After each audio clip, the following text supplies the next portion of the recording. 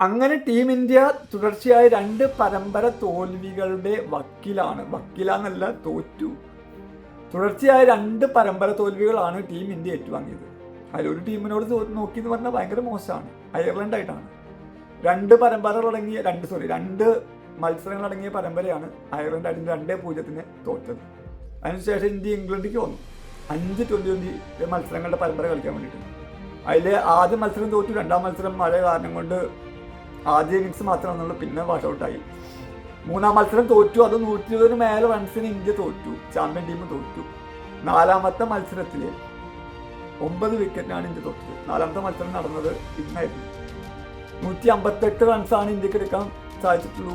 Toss കിട്ടി batting India തിരഞ്ഞെടുത്തു. ശ്രേയസ് അയ്യർ ഒരു അർദ്ധ പ്രകടനം, മികച്ച പ്രകടനം കാഴ്ചവെച്ചു. വേറെ ആർക്കും മികച്ച പ്രകടനം കാഴ്ചവെക്കാൻ കഴിച്ചില്ല. അത് വൈഭവ് ആയാലും അഭിഷേക് ആയാലും ഇഷാൻ കിഷാൻ ആയാലും പിന്നെ വന്നിട്ട് ചില പറഞ്ഞാലും ആരും പറയണ്ടല്ലോ. ആ കൂടി കളിച്ചത് അയ്യറാണ്. അയ്യറുടെ പ്രകടനത്തിൻ്റെ മികവിൽ 158 എന്നുള്ളൊരു സ്കോറിൻ്റെ എടുത്തു. മറുപടി ബാറ്റിങ്ങിന് ഇറങ്ങിയ അവർ 38 ബോളാണ്ട് ബാക്കി നിൽക്കുക 159 റൺസ് എടുത്തു. ഒരൊറ്റ വിക്കറ്റ് നഷ്ടത്തിൽ. അങ്ങനെ 3-0 ഇന്ത്യ മത്സരം അടിയറവ് പറഞ്ഞിട്ടുണ്ട്. ഒരു മത്സരം ബാക്കിയുണ്ട്. അതുകൂടി അവർ മിക്കവാറും അവർ ജയിക്കാൻ സാധ്യത ഉണ്ടാകും. ആണെങ്കിൽ 4-0 ഇന്ത്യ പരമ്പര അടിയറവ് പറഞ്ഞു. ഓൾറെഡി പരമ്പര അടിയറവ് പറഞ്ഞു കഴിഞ്ഞു. വി വാണ്ട് സാംസൺ എന്നുള്ള ചാനൽ ഗ്രൗണ്ടിന് പുറത്തും സോഷ്യൽ മീഡിയയിലൊക്കെ പരന്ന് നടക്കുകയാണ്.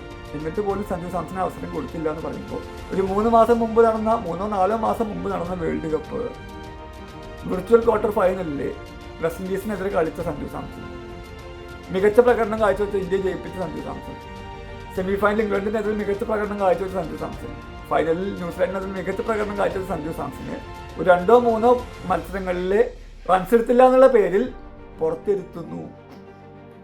അപ്പം അതിൻ്റെ മികച്ച രീതിയിലുള്ള വിമർശനങ്ങളാണ് പുറത്തുനിന്ന് വരുന്നത്. എനിവേ അതൊരു ഭാഗത്ത് നിൽക്കുന്നുണ്ട്. സഞ്ജുവിന് അനീതിയായിരിക്കാം.